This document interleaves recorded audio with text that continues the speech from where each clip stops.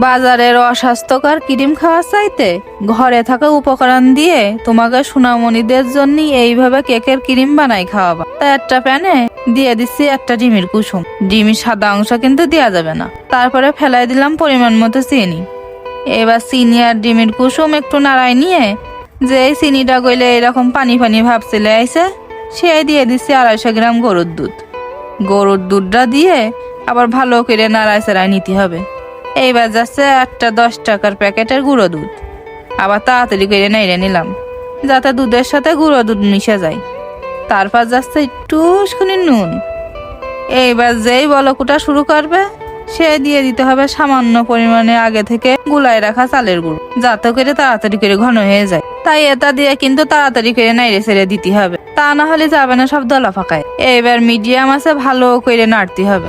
যেই এরকম আঠালো আঠালো ভাব চলে আসবে সে নামাই ফেলতে হবে। তা বাচ্চাদের জন্য বাজার থেকে ওই ডালডা দিয়া ক্রিম না কিনে এইরকম করে বাড়িতে বানাই দিবা।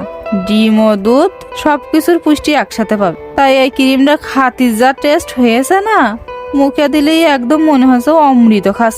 তাই একবার এই ক্রিম বানাই খালি টাকা খরচ করে বাজার থেকে আর ক্রিম কিনে খাতি মন চাবেন না। তাই আজকে চলে যাচ্ছি, ধন্যবাদ।